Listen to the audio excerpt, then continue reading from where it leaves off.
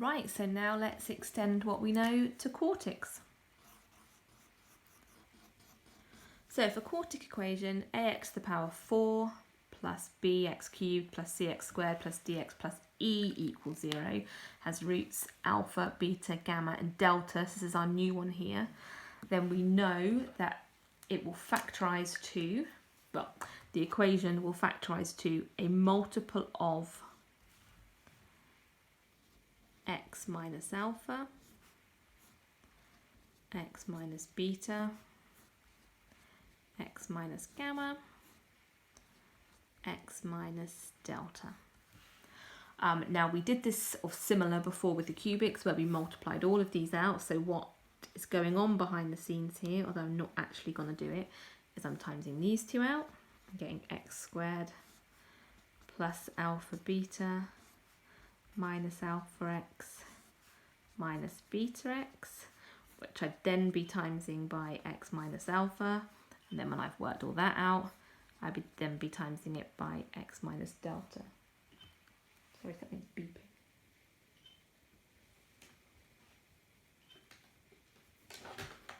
Sorry, I don't know what that is. Sorry, ignore that beeping in the background. So I could carry on multiplying all this out, but I don't think it's particularly effective use of your time to watch me do that.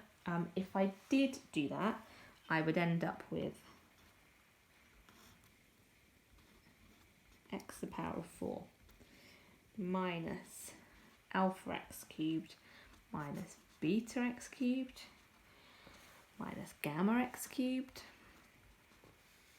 minus delta x cubed plus alpha beta x squared plus beta gamma x squared plus gamma alpha x squared plus gamma delta x squared. Is that still on the page? Plus alpha delta x squared plus beta delta x squared minus alpha beta gamma x minus alpha beta delta x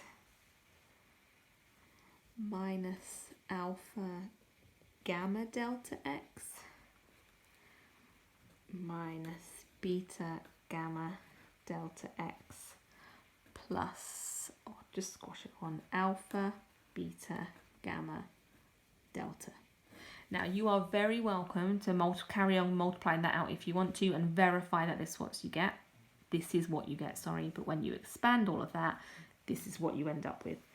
I can factorise this a bit more. So I've got 1 x to the power 4. If you look at these cubics here, it would factorise to minus alpha plus beta plus gamma plus delta x cubed. If I look at the x squareds, it would factorise to alpha beta plus beta gamma plus gamma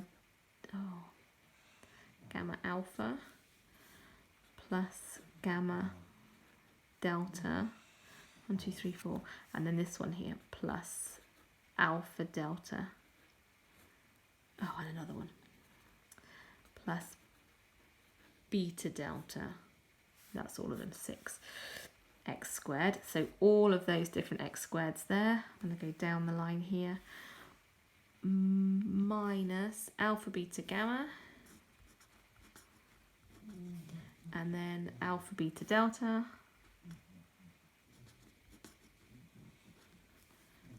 alpha gamma delta, and beta gamma delta x, and then on the end we would just have alpha beta gamma delta.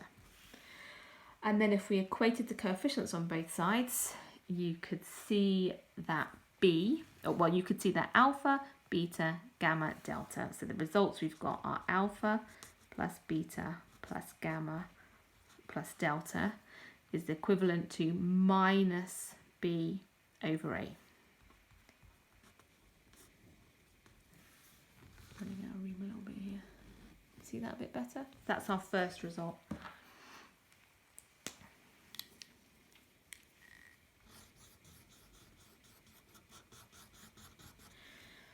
If we look at this one here, you can see that alpha beta plus beta gamma plus gamma alpha plus gamma delta plus beta delta.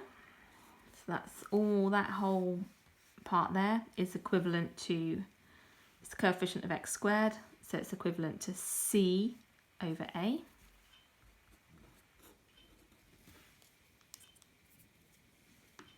I'm sorry, it's the computer's beeping, the dog's snoring, it's really noisy, I'm sorry about that. Then if we look at the coefficients of x, we've got alpha beta gamma plus alpha beta delta plus alpha gamma delta plus beta gamma delta. They're the coefficients of x, and they're equivalent to minus D over A.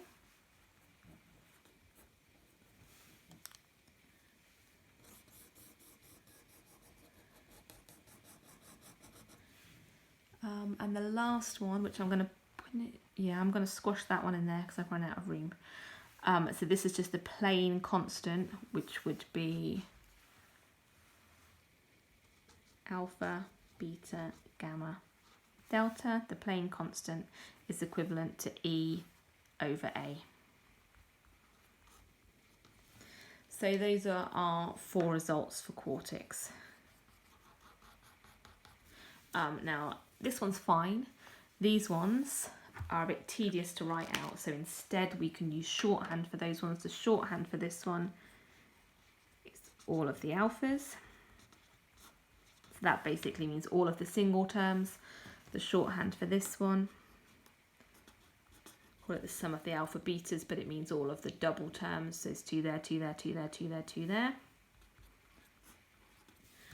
And for this one, we call it the sum of the alpha beta gammas, but it's all the triple terms. So it's fine for you to use these as shorthand as long as you know what each of them means, just to save you writing that all out all over again. Right, so make a note of that. Make sure you've got a note of the bits you need, and let's try an example. Okay, so the example we're going to look at is the roots. I'm on the wrong page.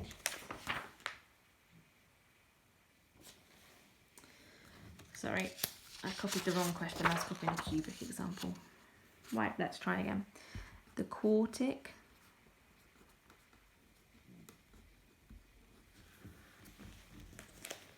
x to the power 4 plus 2x cubed plus px squared plus qx minus 60 equals 0.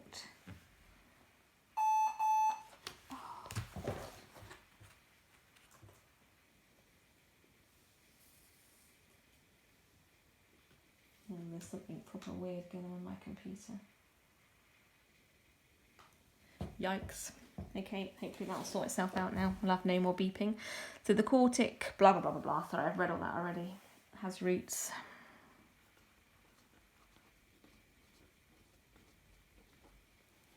Alpha, beta, gamma, and delta.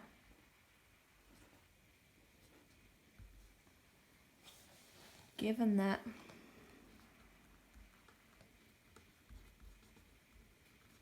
gamma equals minus 2 plus 4i, and delta is the conjugate of gamma, A,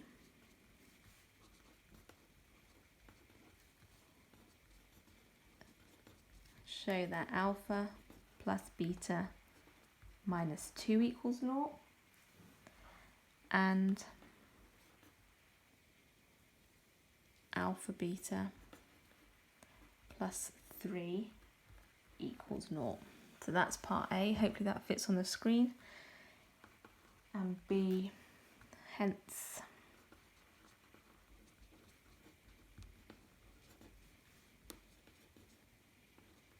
find all the roots of the quartic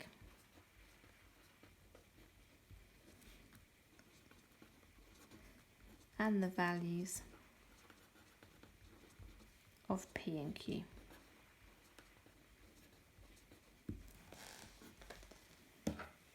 Okay, so that's what we know. Sorry, I should have written that out before. I forgot. And we're going to work on the new values that we've learned, so all those new identities that we've just learned, to answer this question. Now, the thing I'd ask you to bear in mind with quartics is that the identities themselves are more cumbersome, so try as much as you can to always be looking for what's going to be the easiest for you to work out. Before we do anything else, I just want you to remember that if gamma is minus 2 plus 4i,